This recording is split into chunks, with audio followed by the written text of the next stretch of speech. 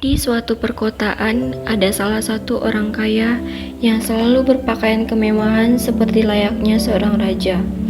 Dan setiap hari ia bersenang-senang dengan kemewahan yang dimilikinya. Suatu hari, orang kaya melihat ada seorang pengemis. Pengemis itu bernama Lazarus. Badannya penuh dengan luka dan berbaring di depan pintunya. Tolong berikan saya makan. Ketika Lazarus meminta makan dengan suara merintih-rintih, ada salah satu penjaga yang mendengarnya. Kamu ngapain di sini? Di sini bukan untuk meminta-minta. Maaf, saya hanya lapar dan saya belum makan selama 3 hari. Kemudian, tuan rumah yang merupakan orang kaya tersebut mendengar keributan di depan rumahnya, lalu menghampiri sumber keributan tersebut. Ada apa ini ribut-ribut di depan rumah saya? Maaf bu, ini ada pengemis yang meminta makan. Halah, dia gak cocok makanan-makanan mewah. Sudah, pergi sana. Lazarus tidak meninggalkan rumah orang kaya tersebut. Ia hanya mengambil makanan sisa orang kaya, serta makan bersama anjing liar yang berada di lingkungan rumah orang kaya tersebut. Setelah 1 minggu, Lazarus hanya memakan makanan tidak sehat. Akhirnya, ia meninggal dunia. Penjaga melihat Lazarus yang masih berada di depan gerbang dengan posisi tergeletak pun berkata, Hei Lazarus, cepat bangun. Mengapa kamu masih ada di sini? Penjaga merasa bingung karena Lazarus tak kunjung bangun, dan ketika memeriksa, nafas Lazarus sudah berhenti. Wah, malang sekali nasib pengemis ini. Pada akhirnya, si penjaga rumah orang kaya merasa kasihan melihat Lazarus. Lalu ia memanggil kawan yang lainnya untuk menguburkan Lazarus dengan layak. Setelah Lazarus dikuburkan dengan layak, seketika malaikat-malaikat Abraham datang mendekati Lazarus. Hei anakku, ikutlah denganku. Aku ada imbalan bagimu di surga.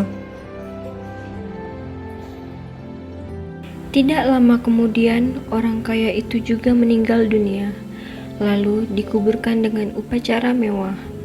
Ketika sudah di alam maut, orang kaya menderita sengsara, lalu melihat ke atas dan melihat Lazarus sedang duduk di pangkuan Abraham. Bapak Abraham, tolonglah aku, bebaskan aku dari derita sengsara ini, dan suruhlah Lazarus mencelupkan ujung jarinya ke dalam air untuk menyejukkan lidahku, sebab aku sangat kesakitan di dalam lingkaran api yang menyala. Tidak, karena kamu selalu menerima yang baik dan tidak mengasihi terhadap sesama selama masih hidup di dunia. Berbeda dengan Lazarus yang menerima segala yang buruk selama hidup di dunia. Saat ini adalah saat yang tepat untukmu dalam merasakan penderitaan, dan Lazarus mendapatkan kenikmatan di alam maut. Selain itu, tidak ada yang dapat menyeberangi antara kamu dan kami.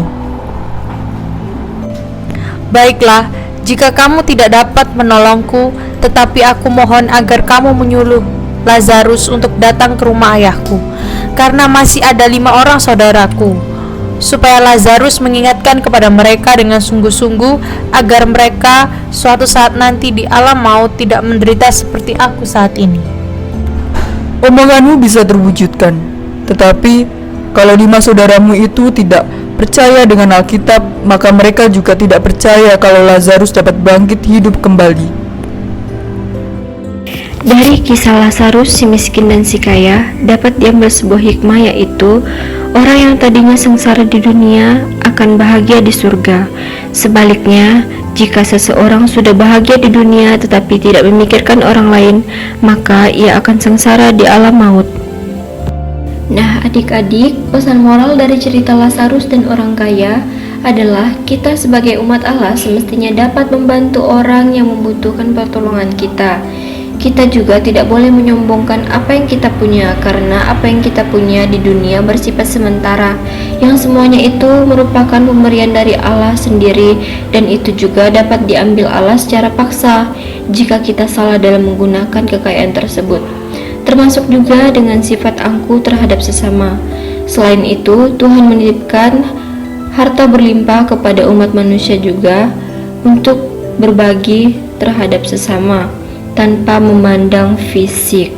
Yesus mengajarkan bahwa manusia sudah cukup diberikan segala petunjuk bagaimana semestinya mereka menunjukkan kepedulian kepada sesama makhluk ciptaannya. Sekian dari kami, terima kasih.